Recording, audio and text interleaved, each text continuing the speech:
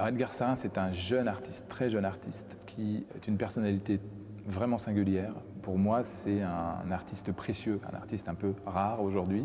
C'est un artiste aussi au parcours atypique, puisqu'il n'a pas fait, je dirais, le schéma classique d'une école d'art, et puis ensuite d'un moment de professionnalisation. C'est un artiste qui a fait une école d'ingénieur, donc qui ne vient pas du tout du monde, a priori, de l'art. Il a été lauréat cette année de la bourse Révélation Emerige. C'est un véritable personnage qui est aussi une personnalité extrêmement enrichissante quand on la côtoie.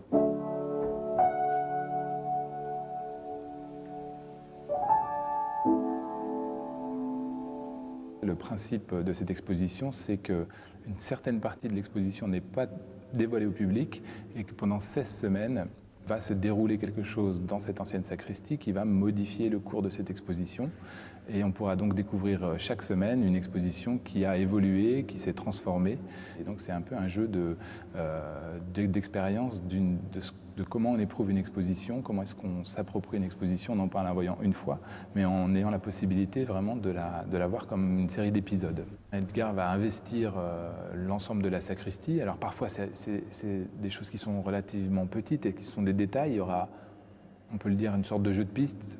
Il faut regarder ses pieds, il faut regarder en l'air, il faut regarder dans les recoins, puisque l'exposition est aussi le résultat de plus de 15 jours d'immersion d'Edgar dans cette sacristie. Donc il a complètement pris la mesure de cet espace, il l'a totalement investi, d'ailleurs d'une manière très originale, puisque il n'a pas de caisse à outils, il n'a pas tout, je dirais, toute la panoplie de ce qu'on voit généralement quand un artiste réalise une installation.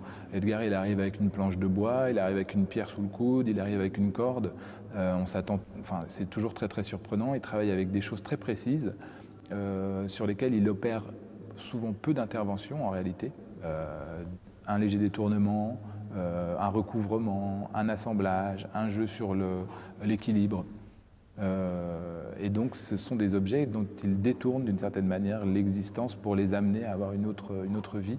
Donc ce qu'on va découvrir dans cette sacristie, ce sont l'ensemble de ces objets qui demandent une interprétation, qui demandent une investigation et une mise en relation qui ne peut passer que par nous.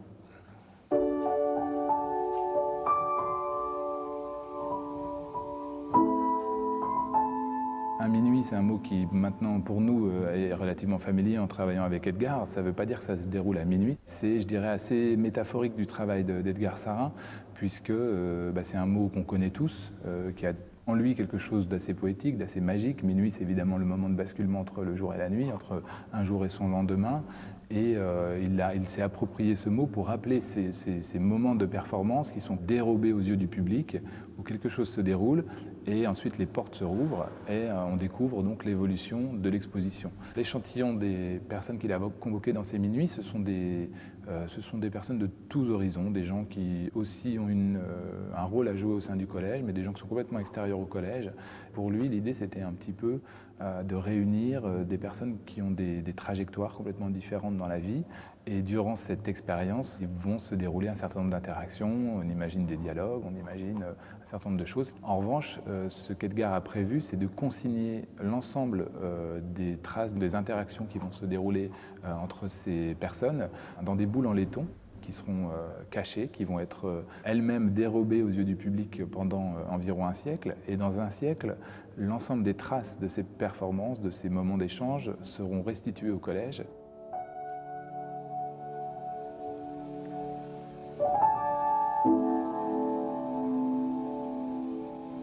C'est un artiste qui, d'une certaine manière, n'est jamais dans la fixation des formes. Elles sont figées à un certain temps, et puis elles sont vouées à évoluer, et forcément elles nous positionnent nous-mêmes dans le temps où on voit ça, on voit l'œuvre, et puis le moment où on la reverra peut-être, où elle aura changé. Donc ça crée comme ça un rapport qui n'est pas du tout un rapport fixe aux choses qu'on perçoit de son travail. Il y a comme ça cette dimension dans son travail de déplacement dans l'espace, c'est-à-dire que l'espace d'exposition est un lieu comme parmi d'autres, je dirais, du dispositif plus général qu'il met en place. Et le temps de l'exposition est lui-même un temps pris au sein d'un espace-temps plus large que juste ce moment d'exposition.